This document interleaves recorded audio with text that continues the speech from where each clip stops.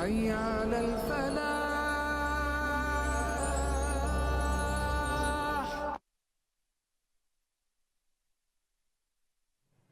بسم اللہ الرحمن الرحیم اللہم صلی علی سیدنا و مولانا محمد وبارک وسلم وصلی علیہ.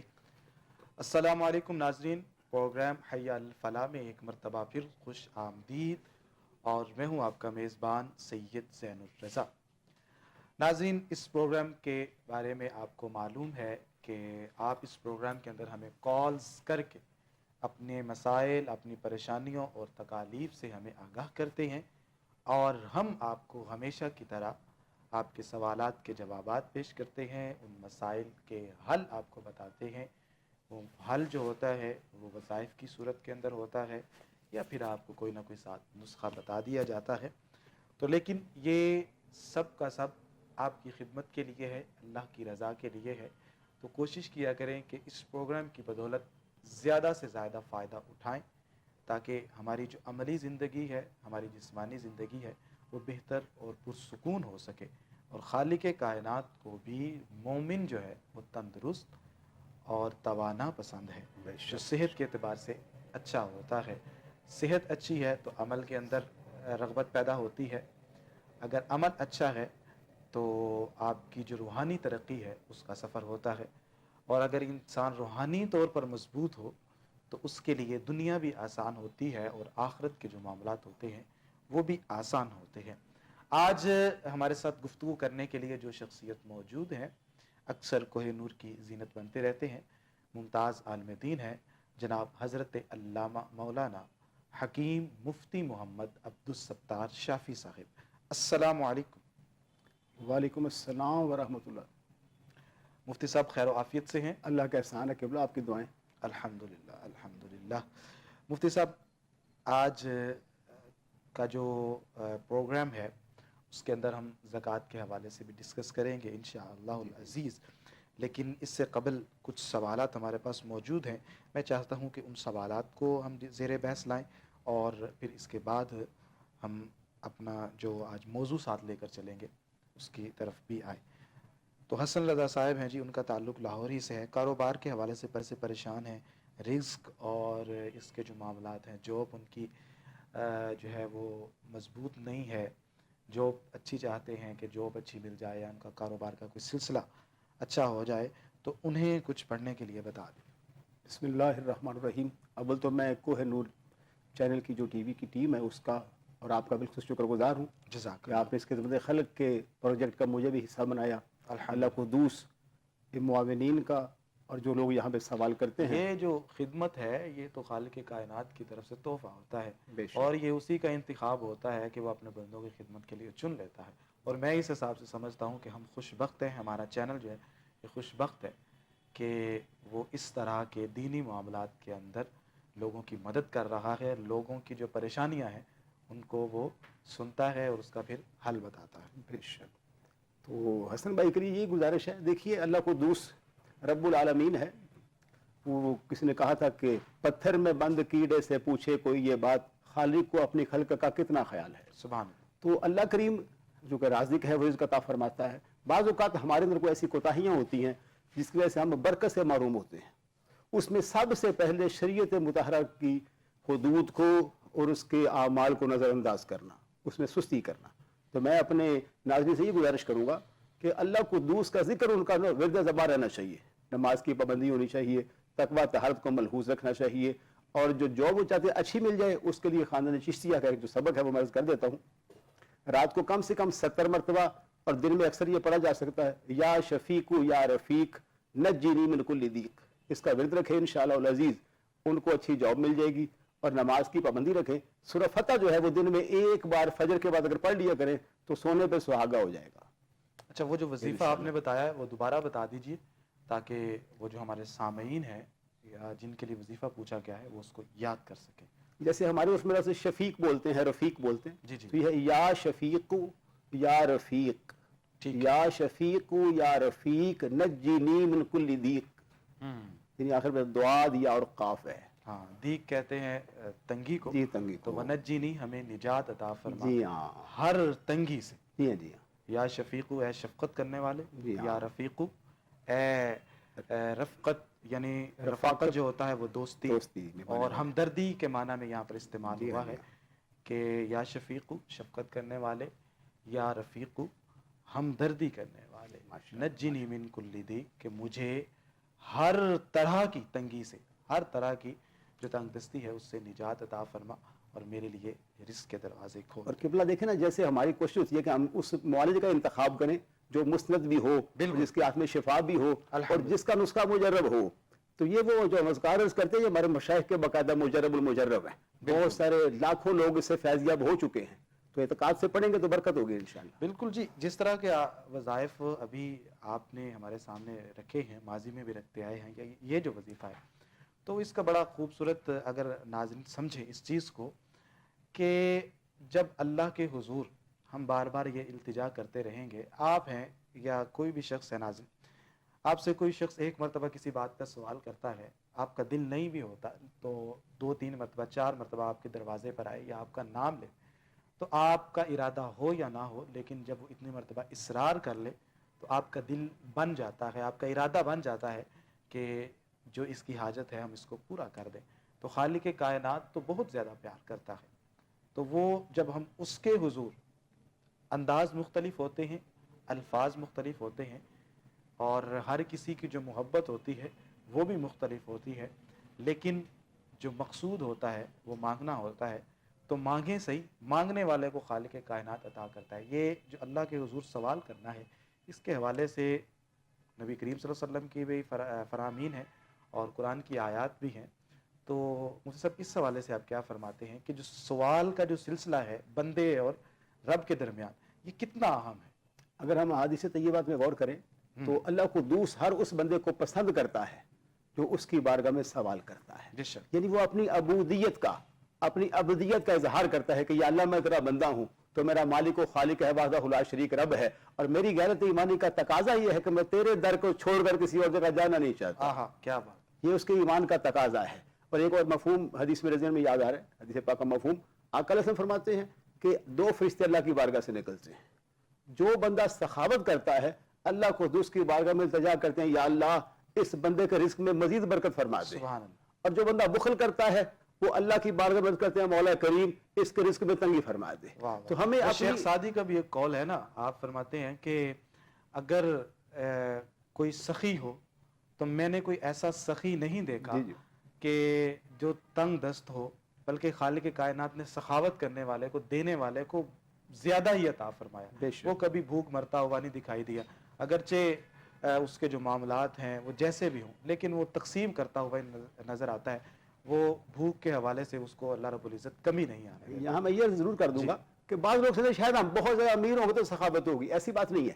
اگر وہ بندہ اپنے محدود معاملات میں ہے، اس کا رزق کا سلسلہ متوسط ہے، تو اگر وہ بھی اللہ کی راہ میں خرچ کرے، اگر مزید کم ہے تو خرچ کرے، تو اللہ قدوس کی بارگاہ میں اس کا عمل زیادہ پسندیدہ ہے کہ یہ وہ بندہ ہے جس نے محدود وسائل میں میرے راہ میں خرچ کیا ہے۔ اور ترغیب یہ حدیث موجود ہے، میرے آقا علیہ السلام فرماتے ہیں یعنی الجنت دار الاسخیاء، جنت سخیوں کا گھر ہے، یعنی سخاوت سے کہ یہاں مخلوق خدا کو فائدہ پہنچاتے ہیں، ٹھیک ہے، تو اس کا اجر اللہ قدوس نے جنت رکھا ہوا ہے۔ ہمارے بہن بھائیوں میں بہت سارے ایسے لوگ ہوتے ہیں، یہ اللہ کی تقسیم ہے۔ میں سمجھتا ہوں اگر سارے امیر ہوتے تو پھر ہم زکوٰۃ کس کو دیتے، صدقہ کس کو دیتے، یہ حقوق العباد کی بھلائیاں ہم کس کے لیے کرتے، یا جو آپ نے ابتدا میں کہا خدمت خلق کہ درد دل کے واسطے پیدا کیا انسان کو، ورنہ طاعت کے لیے کچھ کم نہ تھے کرو میاں۔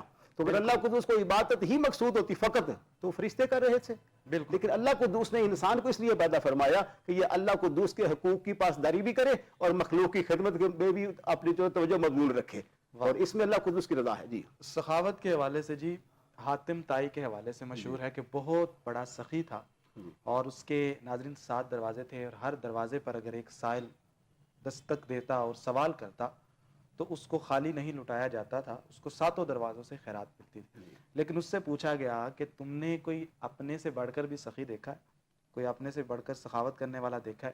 وہ کہتا ہے کہ ہاں، ایک دفعہ ایسا ہوا کہ مجھے ایک جگہ پر جانا ہوا، میں ایک سفر پر گیا، تو وہاں پر ایک چرواہا تھا، تو اس کے پاس میرا قیام ہوا، تو مجھے چونکہ جو جانور ہیں، جو بکریاں ہوتی ہیں، ان کا وہ جو سیری ہوتی ہے، سیری میں سے نکلنے والا بھیجا، وہ بہت زیادہ پسند تھا. تو میں نے اس کا اظہار کیا. تو کہتے ہیں کہ میں کھاتا چلا گیا اور وہ بھیجا لاتا گیا. تو کہتے ہیں کہ جب صبح ہوئی تو پتہ چلا کہ اس کے 100 جانور 100 بکریاں اس کی ذبح ہو چکی ہیں, اور پتہ چلا کہ وہی 100 بکریاں تھیں جو اس نے ذبح کر دی تھی. تو اس نے کہا کہ میرے لیے مجھ سے بڑھ کر سخی وہ ہے, اس لیے کہ میرے پاس تو بہت کچھ ہے لیکن اس کے پاس جو تھا اس نے سارا کا سارا لٹا دیا, تو مجھ سے بڑا سخی وہ ہے. تو جس طرح آپ فرما رہے تھے کہ یہ کوئی زیادہ امیر ہونا یہ سخاوت کے ساتھ وابستہ نہیں ہے, تعلق اس کا سخاوت کے ساتھ نہیں ہے زیادہ پیسے ہونا, بلکہ یہ اللہ رب العزت ہر کسی کو یہ جو وصف ہے وہ عطا نہیں فرماتا. اگر کسی کے پاس تھوڑے پیسے بھی ہوں لیکن جو سخاوت والا وصف ہے, اور اہل بیت کی تو زندگی بھری ہوئی ہے, اس حوالے سے بھی ہم بات کریں گے. لیکن ہمارے ساتھ ایک کالر موجود ہیں, چلتے ہیں ان کی طرف. السلام علیکم. وعلیکم السلام سر, کیسے ہیں آپ؟ الحمدللہ, اللہ کا شکر. آپ خیریت سے ہیں جی؟ الحمدللہ سر, الحمدللہ. جی آپ کا نام اور کہاں سے ہیں آپ؟ سر ساجد عباسی بات کر رہا ہوں کراچی سے. جی ساجد صاحب.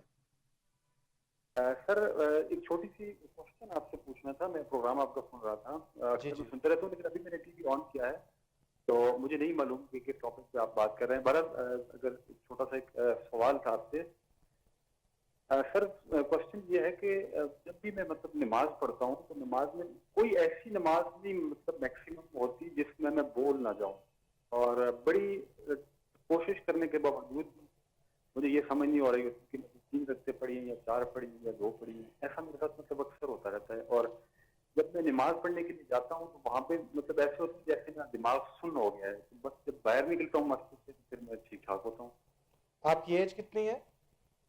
سر ایج میری 23 ہے. اور کیا کام کر رہے ہیں, پڑھ رہے ہیں یا؟ سر پڑھ رہا ہوں میں. کس کلاس میں؟ اور نمازیں کتنی پڑھتے ہیں آپ؟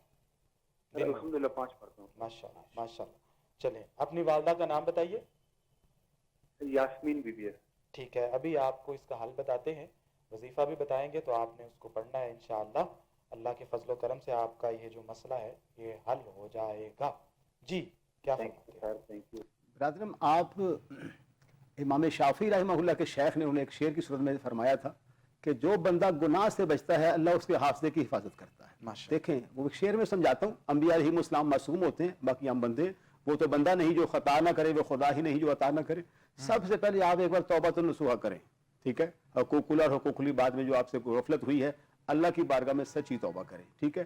اس کے بعد آپ ہر وقت باوضو رہیے, کوشش کریں. اگر آپ, سب سے بڑی بات ہے کہ ہم لوگ نا سارا کچھ سیکھتے ہیں لیکن معاف کیجیے گا دین کو نہیں سیکھتے. وضو کرنے کا ہمیں پتہ نہیں, ہم مساجد میں دیکھتے ہیں بہت سارے لوگ وضو میں وہ کچھ کر رہے ہوتے ہیں جو کرنے سے وضو ہوتا ہی نہیں ہے, جیسے مسا کو چومنا ایک مثال ہے, ٹھیک ہے.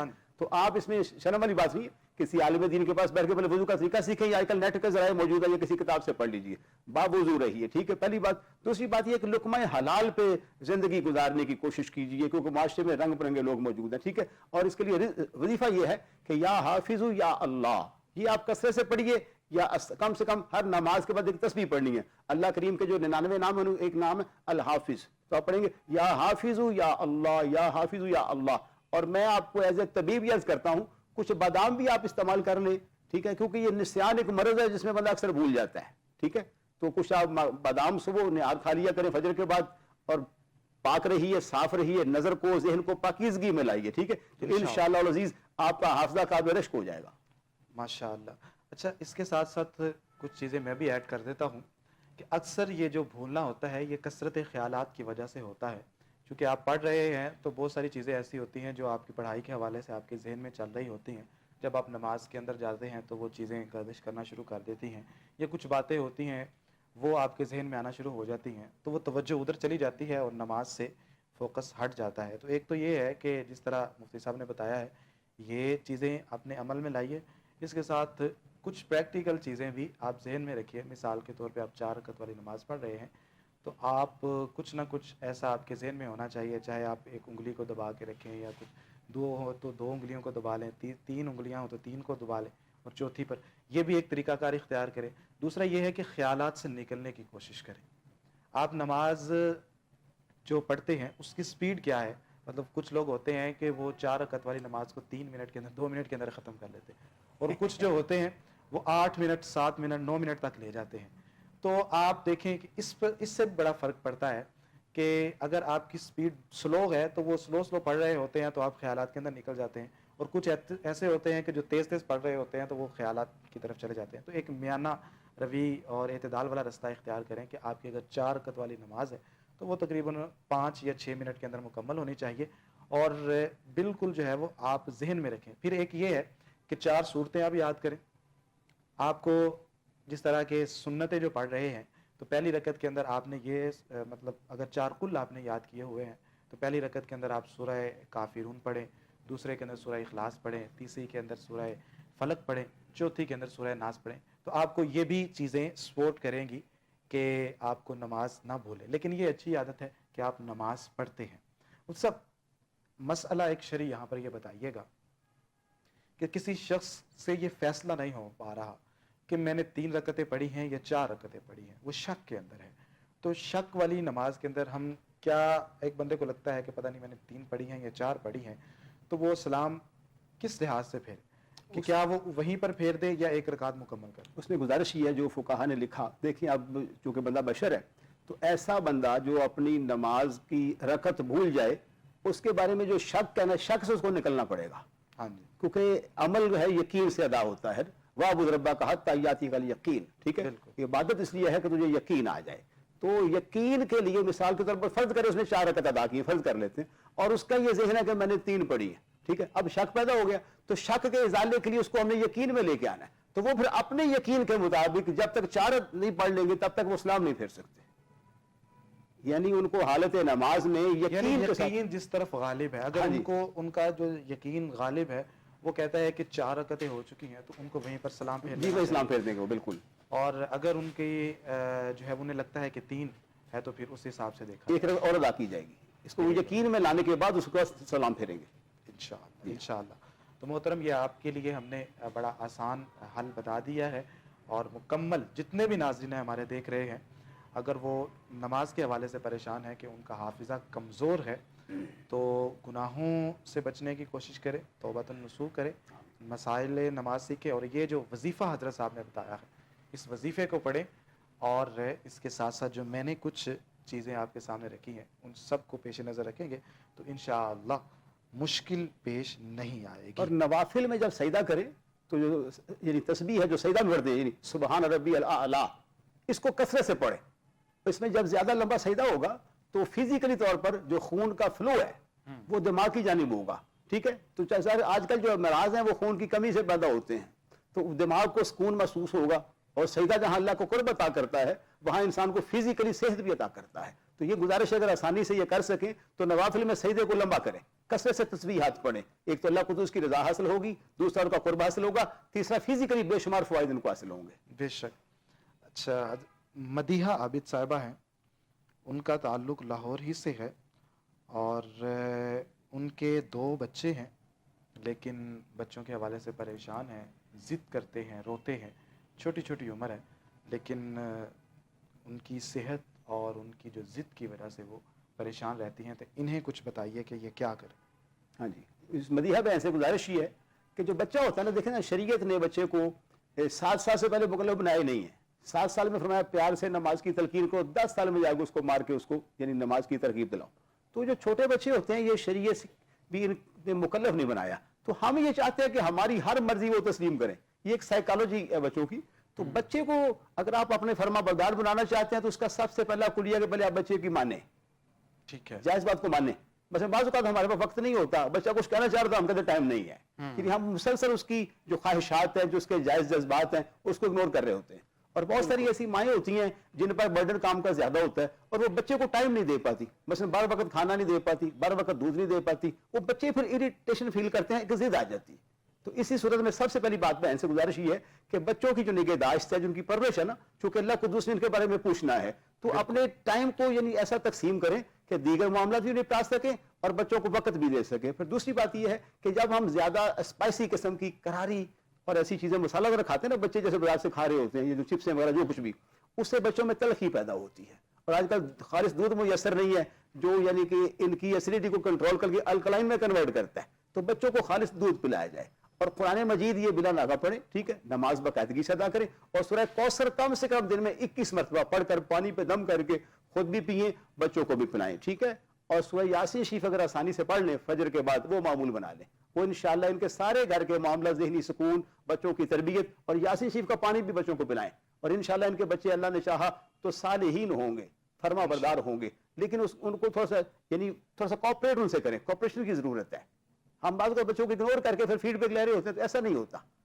یعنی ہم ایز اے والدین بچوں کی پرورش کے پابند بھی ہیں, نان و نفقہ کے پابند ہیں, اور میں سمجھتا ہوں آپ غیر کے بچے کو بڑے پیار سے اپنا قریب کر سکتے ہیں, اور اپنے بچے کو آپ اپنے غصے سے, جلال سے, غضب سے اپنے سے دور کر سکتے ہیں, ٹھیک ہے. تو ہمیں خود بھی اپنے اخلاق کو بہتر کرنا چاہیے, اور بچوں سے ڈیلی ایک نشست ہونی چاہیے, آدھے گھنٹے کی ہو جائے, 15 منٹ کی, ان کو بار بار احساس ہے کہ ہم مسلمان ہیں, ہم مسلمان ہیں. اور مسلمان کیسا ہوتا ہے, ان کے سامنے صحابہ کی سیرت رکھی جائے, اہل بیت اطہار کی سیرت رکھی جائے, ان کو چھوٹے چھوٹے واقعات سنائے جائیں, تاکہ ان کے اندر اٹریکشن پیدا ہو, اور ماں باپ کی فرما برداری کی احادیث بتائی جائیں. جیسے مفہوم حدیث ہے کہ ماں کا چہرہ دیکھنے سے باپ کا چہرہ اللہ مقبول حج کا ثواب عطا کرتا ہے, یا مفہوم حدیث ہے کہ باپ کی رضا میں اللہ کی رضا ہے, ماں کے قدموں کے نیچے جنت ہے. یہ بچوں کو ان چیزوں کے بارے میں انہیں نالج پرووائڈ کیا جائے.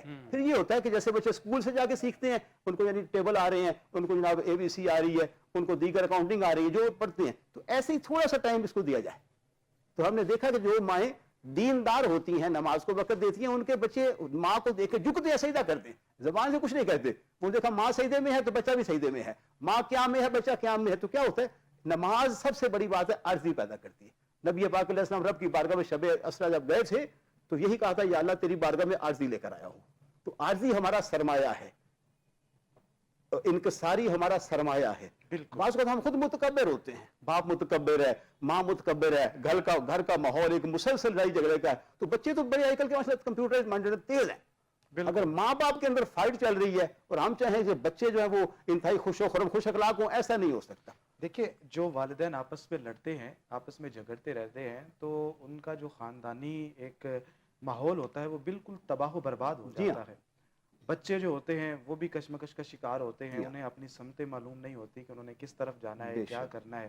اور اگر بچپن کے اندر یہ چیز دیکھیں تو وہ بڑا ایک ان کے دل کے اوپر گرا گزرتا ہے, اور اس کے پھر بچپن کے اندر کچھ سائیکالوجیکل ایفیکٹس ایسے ناظرین پڑتے ہیں کہ جس کی وجہ سے وہ ساری زندگی مشکلات کا شکار رہتے ہیں, ان کے ذہن پر زور پڑتا ہے. تو بچوں کو میرے خیال میں اچھی تربیت دینے کے لیے ہمیں جو ماحول ہے وہ اچھا اور مثبت اور نرم پیش کرنا چاہیے, تاکہ بچے جو ہیں وہ اچھے انداز کے اندر گرو کر سکیں.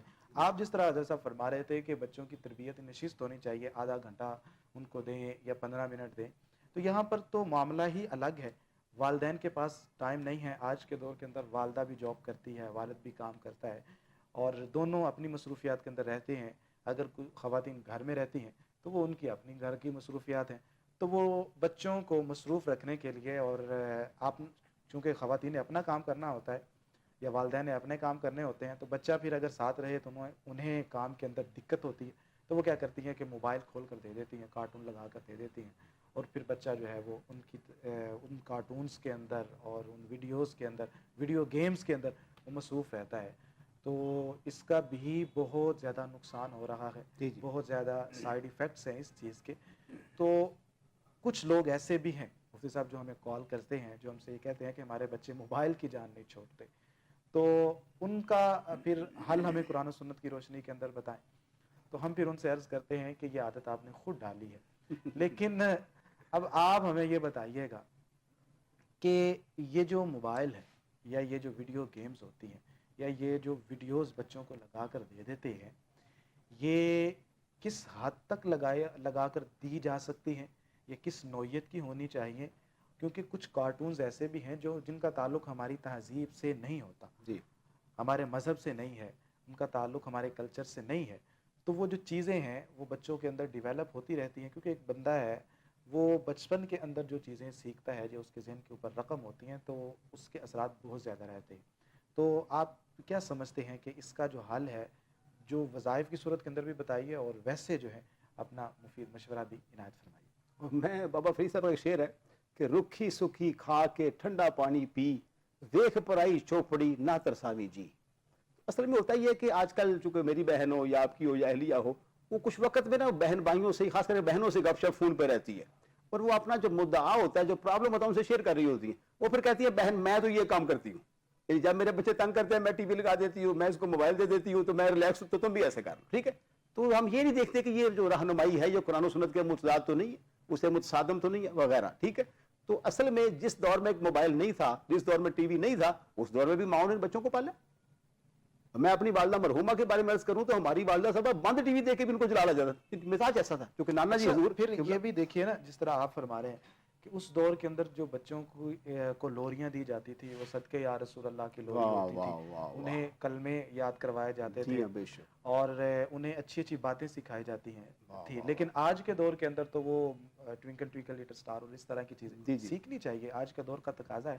لیکن بنیادی طور پر جو پہلی چیزیں ہیں, اگر کسی کا بچہ پہلا لفظ اللہ بولتا ہے تو اس سے بڑھ کر اس کے لیے خوش بختی نہیں ہوگی, کیونکہ آغاز اچھا ہو گیا.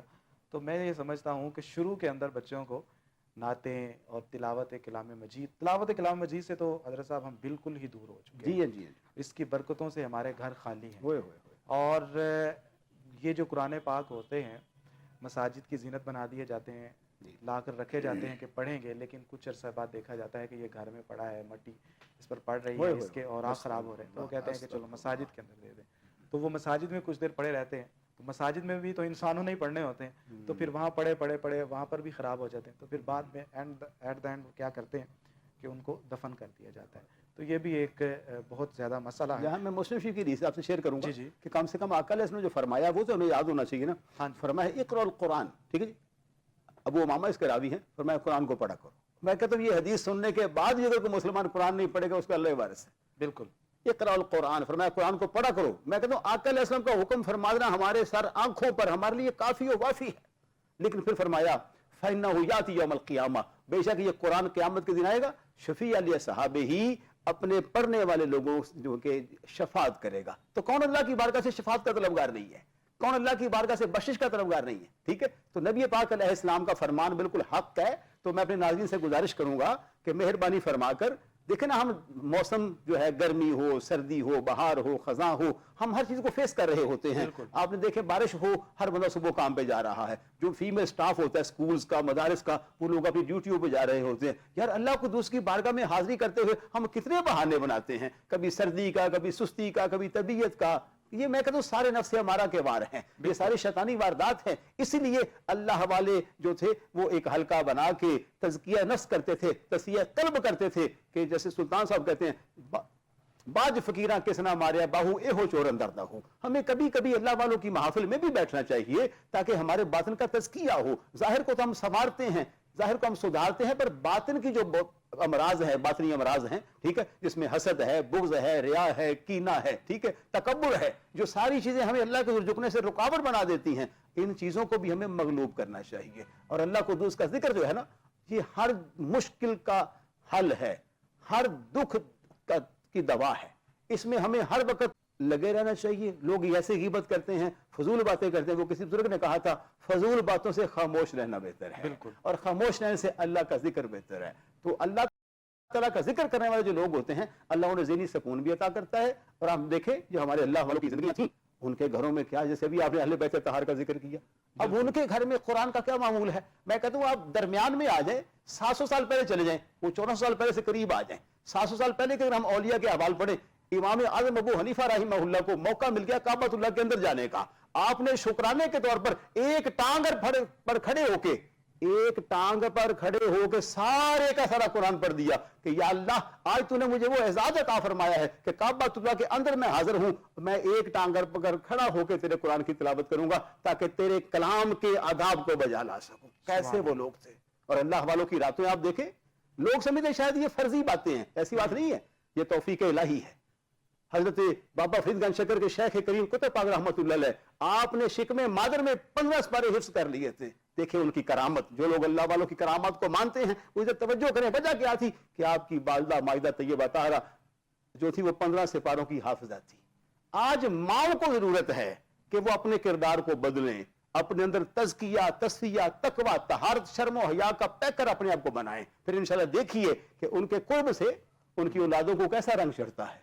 دیکھیے جس طرح آپ ارشاد فرما رہے ہیں کہ قرآن پاک کے ساتھ محبت کی جاتی تھی اور کرنے والے محبت کیا کرتے تھے، اہل اللہ کا یہ شعار رہا ہے، اور وہ لوگ پرانے دور کے، آج کے دور کے جو حفاظ ہیں وہ تو بمشکل جو ہے وہ قرآن پاک یاد رکھ پاتے ہیں، اور ان کے لیے ایک پارہ یاد کرنا بڑا مشکل ہوتا ہے.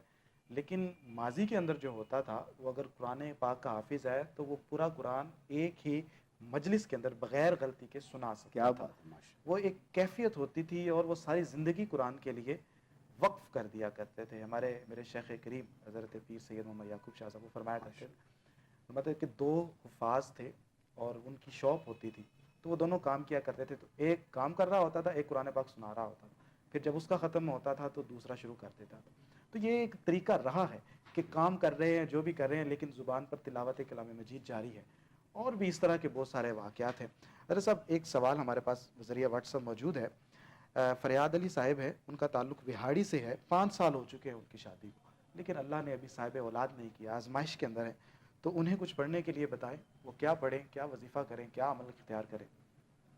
دیکھیں جی، یہ جو فریاد بھائی ہیں نا، ان کی اہلیہ روزانہ سورہ مریم ایک بار پڑھ لیا کریں. لیکن چونکہ اللہ تعالیٰ نے جہاں ہمیں روحانی علاج کے مواقع فراہم فرمائے ہیں وہاں جسمانی کے بھی فراہم فرمائے ہیں، تو ان کو تھوڑا سا دیکھ لینا چاہیے کہ فزیکلی طور پر وہ ہماری بہن کے ہاں یا ان کے ہاں کوئی ایسا پرابلم نہ ہو. ٹھیک ہے، آج کل تو جدید دور ہے، اس کے لیے سب سے پہلے یہ اپنی رپورٹ کروائیں اور اپنی اہلیہ کی رپورٹ کروائیں. رپورٹ میں فوراً سامنے آ جائے گا پرابلم کیا ہے. اگر کوئی فزیکلی پرابلم ہے ان کو گانی سے ریلیٹڈ چیک کروا لیں، آپ کسی میل کو چیک کروا لیں. ٹھیک ہے، اللہ کرے ان کا کوئی ایسا معاملہ نہ ہو، ہم اس بہن کے لیے دعا گو رہیں گے. ٹھیک ہے، تو اولاد تو اللہ سب کو عطا کرتا ہے، وہ رب العالمین ہے. اور جب وہ اللہ دیکھیں نا، وہ مسلم اور نان مسلم کی بھی یہاں جو ہے نا وہ قید ختم ہو گئی ہے. بہت سارے لوگ جو اللہ کے وجود کے ہی منکر ہیں، الہاد میں چلے گئے، کفر سے بھی آگے نکل گئے. ٹھیک ہے، ان کو بھی اللہ صاحب اولاد کر رہا ہے، کیونکہ اس نے قرآن کے آغاز میں کہا میں رب العالمین ہوں، تمام جہانوں کا پالنے والا ہوں. یعنی کوئی اس کی پرواہ کرے نہ کرے لیکن وہ ذات سب پر رحم و کرم فرماتی ہی چلی جا رہی ہے، فرماتی ہی چلی جا. وہ کس نے کہا تھا؟ کار سازے فکر ماں در کار ماں، فکر ماں در کار ماں ازار ماں، کہ مجھے اپنی فکر کم ہوتی ہے، کرتا ہوں تو پریشان ہوتا ہوں، میرے سارے کاموں کی فکر میرے اللہ کریم کو ہوتی ہے. سبحان اللہ. دیکھیں ہم سو کے اٹھتے ہیں صبح، کیسی کیسی نعمتیں ہمارے ہاں پہنچی ہوتی ہیں. دن بھر میں یہ کرونا کے دوران کوشش کی گئی کہ پوری کائنات کو جام کیا جائے، لیکن صدقے جاؤں اللہ قدوس کی قدرتوں کے اس کے کرشموں پر کہ رزق چلتا رہا. ہم نے اپنی آنکھوں سے دیکھا کہ فروٹ منڈی کے پاس جناب پھلوں کے ٹرکوں کی لائنیں ہیں، سبزیوں کی ٹرالیاں بھری پڑی ہیں. میں نے کہا اللہ تیری قدرت ہے، تیرے خزانے بھرے پڑے ہیں، تیرا وعدہ سچا ہے، تو نے اگر رب ہونے کا وعدہ فرمایا، پوری کائنات تیری مربوب ہے. آج بھی چشم بینا دیکھ سکتی ہے. اگر ہم مربوب ہیں تو ہمارا رب کوئی تو ہے نا. وہ کون ہے؟ وہی وحدہ لا شریک ہے، جو ازلی بھی ہے، ابدی بھی ہے، جو قدیم بھی ہے اور کریم بھی ہے. تو یہ وظیفہ کیا پڑھیں؟ میں نے سورہ مریم عرض کیا ہے باجی صاحبہ کو، اور بھائی جان اگر کر لیں، چونکہ ان سے ملاقات نہیں ہے، اگر ضرورت مستغاث دن میں ایک بار پڑھ لیں اچھا تو وہ بہت ان کو فائدہ ہوگا انشاءاللہ. ٹھیک ہے، کسی قاری صاحب پر بیٹھ کے ایک بار اس کو پڑھ لیں، تلفظ کی غلطی نہ ہو. ٹھیک ہے، اگر اس میں مشکل محسوس ہو پھر درود شفا ہے، وہ نیٹ سے نکال لیں، وظائف کی کتابوں میں لکھا ہوا ہے. ٹھیک ہے، 21 مرتبہ نماز فجر کے بعد معمول کے مطابق پڑھیں، باوضو ہو، خوشبو لگائیں، جہاں بیٹھے جگہ پاک ہو، اور اس عقیدے سے پڑھیں کہ اللہ کو دوسرے میرے آقا علیہ السلام کو وہ سماعت خاص عطا فرمائی ہے. جہاں فرمایا انی ارا ما لا ترون و انی اسمع ما لا تسمعون، فرمایا جو میں دیکھتا ہوں وہ تم نہیں دیکھ سکتے، اور جو میں سنتا ہوں وہ تم نہیں سن سکتے. آقا علیہ السلام کی لامحدود سماعت کو تصور کر کے حضور کی بارگاہ میں گجرے پیش کرے، انشاءاللہ العزیز میرے اللہ صاحب اولاد فرما دے گا انشاءاللہ العزیز انشاءاللہ. تو محترم، یہ آپ کو بڑا خوبصورت وظیفہ بتا دیا گیا ہے. آپ اس کو باقاعدگی کے ساتھ پڑھیں اور کوشش کریں کہ جو آپ کو ساتھ اس کے آداب بتائے گئے ہیں ان آداب کو بھی ملحوظ خاطر رکھیں.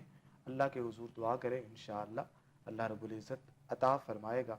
اور حضرت صاحب جس طرح آپ رزق کے حوالے سے بات کر رہے تھے، وہ تو اس نے وعدہ کر رکھا ہے کہ اس نے عطا کرنا ہے.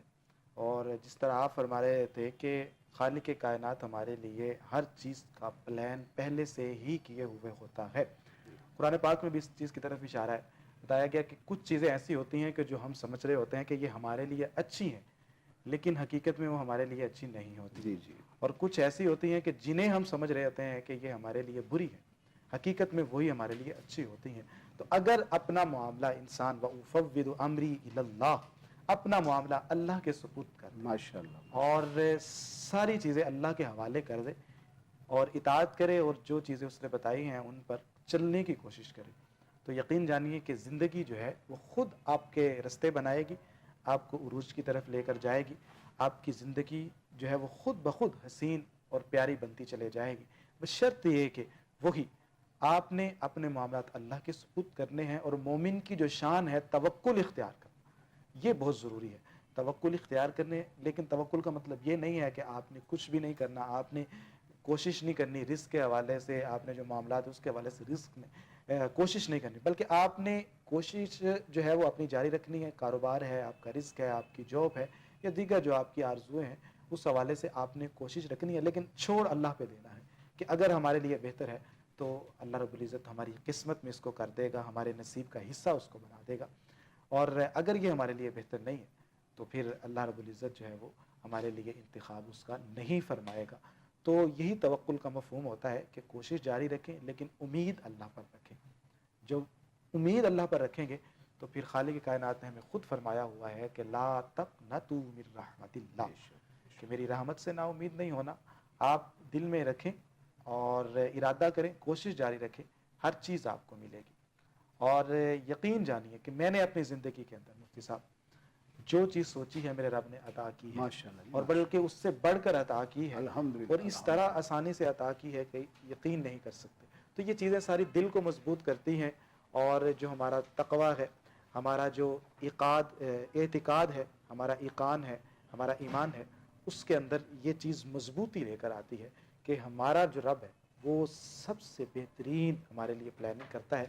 شرط یہ ہے کہ ہم اس پر اعتماد کریں، اس سے امید رکھیں، اس پر توکل اختیار کریں، اس پر بھروسہ رکھیں، اور ہم اپنی جو مصروفیت ہے، اپنی جو ڈیوٹی ہے، اپنی جو سرگرمیاں ہیں، وہ بحیثیت عبد اللہ کے حضور پیش کریں اور اس کو ہی مانیں سب کچھ۔ تو یقین جانیے کہ ایاک نعبد و ایاک نستعین ہم پڑھتے تو ہیں، لیکن اس کا جو پھل ہے وہ ہمیں ملے گا۔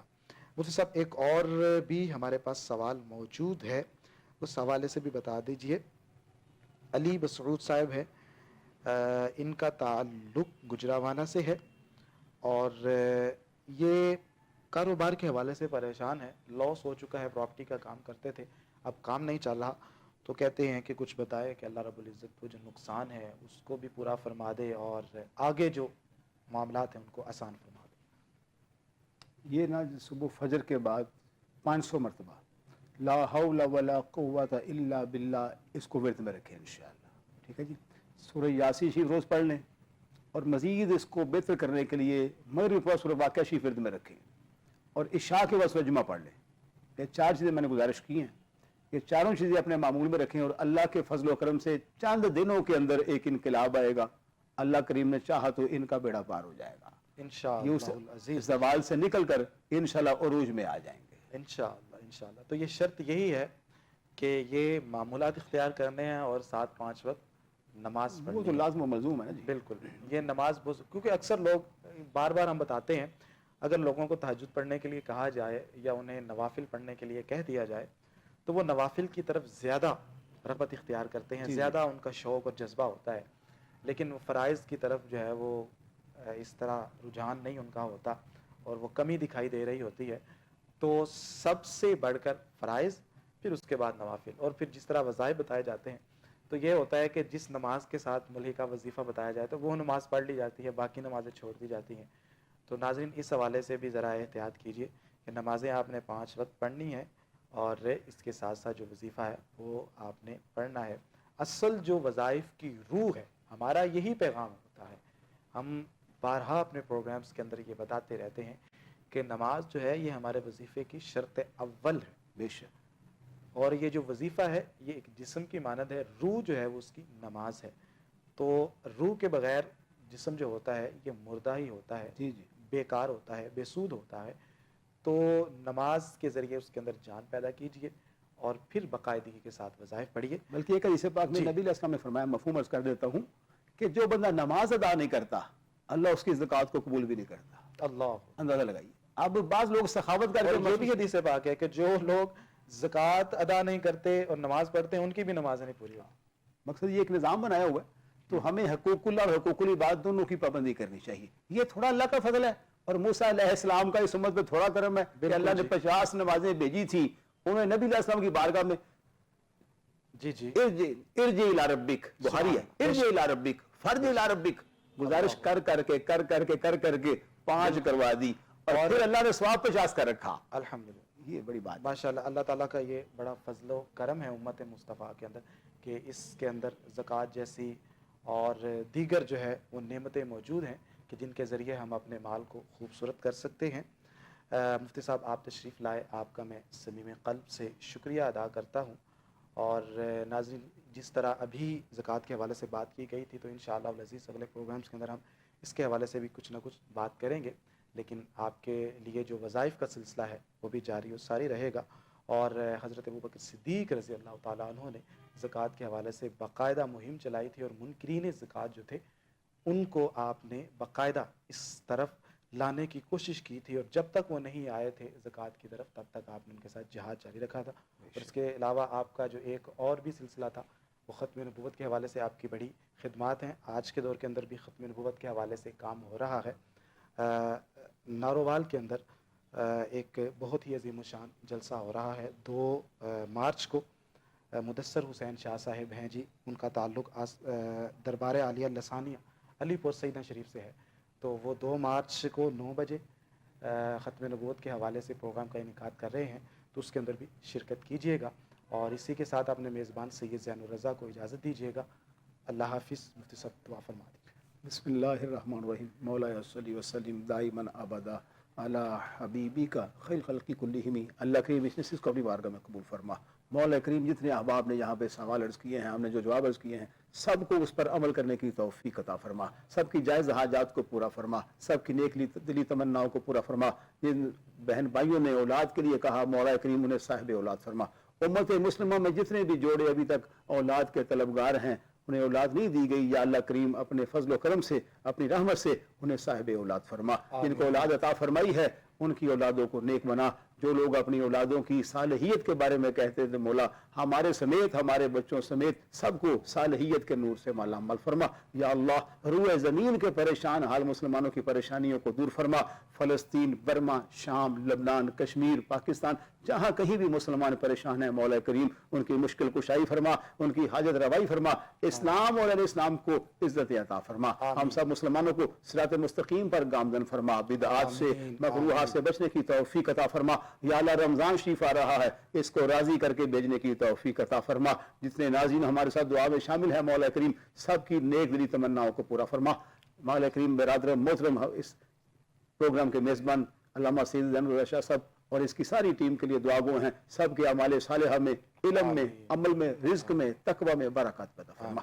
وصلی اللہ علی خیر خلقہ محمد و آلہ و صحبہ وبارک وسلم.